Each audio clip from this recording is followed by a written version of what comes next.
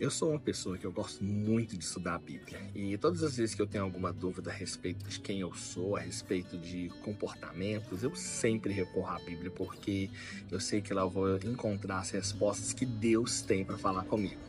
E todas as vezes que eu penso no meu pecado, todas as vezes que eu penso nas reações que eu tenho quando eu peco, e não são poucas vezes, eu recorro à Bíblia para entender um pouco mais sobre mim mesmo. E eu queria compartilhar algo com você que eu aprendi fresquinho esses últimos dias. Eu percebo que muito que nós temos, nós replicamos algumas atitudes que estão descritas na Bíblia, principalmente lá no livro de Gênesis, que é o livro das origens, do início de todas as coisas. E quando eu percebo as atitudes de Adão, quando ele pecou lá no jardim, quando ele comeu do fruto proibido junto com Eva, eu consigo fazer um comparativo exatamente igual do que acontece na minha e na sua vida quando nós estamos diante do pecado. Olha que engraçado. A Bíblia conta que Adão, quando ele comeu do fruto, a primeira atitude que ele teve foi de pegar folhas de uma figueira e fazer vestes para si, para poder encobrir a sua nudez. E fazendo um paralelo com as nossas vidas, é exatamente assim que nós fazemos. Quando nós pecamos e sabemos exatamente aquilo que nós estamos fazendo e que aquilo desagrada ao coração de Deus, a nossa primeira atitude é encobrir o nosso pecado. Fazer com que as pessoas não saibam que a gente fez aquilo. Tentar esconder de Deus. Mas a gente precisa lembrar que os olhos do Senhor estão por toda parte. O Senhor vê todas as coisas, não tem nada que fique encoberto diante da presença do Senhor.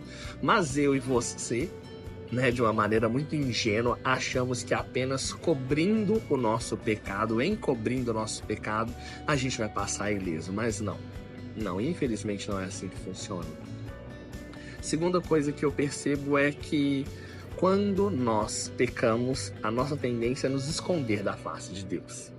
E enquanto Deus nos chama para mais perto, dizendo: meu filho, venha e confesse aonde está você, que foi a pergunta do Senhor, procurando por Adão, o que nós fazemos? Nós nos escondemos. E isso é um terrível defeito na vida do cristão. Por quê? Porque ao invés dele se aproximar de Deus, buscando perdão, buscando a redenção através de Jesus, nós nos escondemos da presença de Deus. E isso é terrível, porque acabamos dando vazão para que o pecado ele venha e faça um estrago nas nossas vidas. É terrível. Então, quando nós pecarmos, quando você pecar, quando eu pecar, a nossa atitude tem que ser de nos aproximarmos de Deus para buscar o perdão. Só que a gente faz exatamente o contrário. E a terceira questão que eu percebo que é muito frequente nas nossas vidas quando a gente peca é que existe uma tendência dentro do meu e do seu coração, assim como existiu no coração de Adão e de Eva, em terceirizar a causa ou a culpa do problema. Quando Adão come o fruto, o que ele fala? Culpa da mulher. Quando a mulher come o fruto e Deus pergunta, ela fala culpa da serpente. E a serpente que não comeu nada, não tinha ninguém para colocar a culpa, se lascou. Então, o que eu percebo, gente?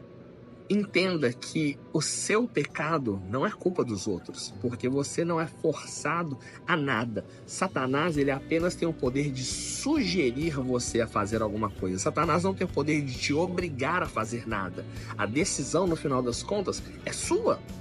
Você é que decide transgredir a lei, você é que decide transgredir as regras, você é que decide transgredir os mandamentos de Deus. Satanás coloca uma ideia, uma sugestão, ele sopra algo no seu ouvido, desperta o seu olhar, desperta o seu desejo para alguma coisa, mas no final das contas, o pecado ele só existe depois que você o comete de livre e espontânea vontade. E isso precisa ficar bem claro, porque Satanás me fez fazer isso aqui. Satanás é que não. Satanás não obriga ninguém a fazer nada, porque a decisão de fazer ou de não fazer está nas suas mãos.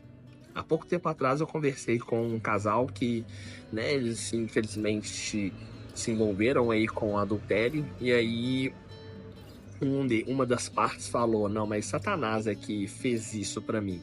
Mas Satanás não, você decidiu pelo adultério. Ele até pode ter colocado no seu caminho alguém que fosse sugestivo, mas no final das contas a decisão é sua, porque quem fez a aliança com a sua esposa foi você, e quem decidiu quebrar a aliança foi você. Então nós precisamos ser conscientes das nossas decisões. A gente fica querendo terceirizar. Ah, mas isso está acontecendo por causa disso, por causa daquilo, por causa daquilo. E a gente não tem capacidade de olhar e falar: não, isso está acontecendo é por minha causa. Eu peço perdão. E é por isso que muitas vezes a gente não consegue alcançar a graça e o favor do Senhor, porque nós não conseguimos reconhecer, assim como Davi fez, né, os nossos erros.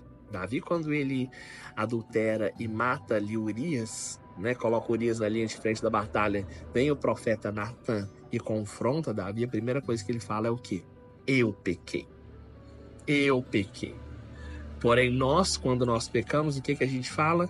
Foi por causa do fulano, foi por causa do ciclano, mas a minha esposa, ela tava, nanana, mas o meu marido, ele tava, não sei o quê. Nós não temos a capacidade de admitir os nossos erros. E é por isso que Davi era um homem segundo o coração de Deus, porque ele conseguia entender o seu lugar, a sua posição e as suas responsabilidades e chamar para si: eu pequei. Então, não se esconda da face de Deus quando você pecar. Não tente encobrir os seus pecados quando isso acontecer. Não tente, de maneira alguma, terceirizar o seu pecado, porque, no final das contas, o Senhor está de braços abertos para nos perdoar. Cabe a nós reconhecer e aceitar a nossa responsabilidade pelos nossos erros e pelas nossas falhas, e receber o favor e o perdão de Deus. Que o Senhor abençoe sua vida, em nome de Jesus.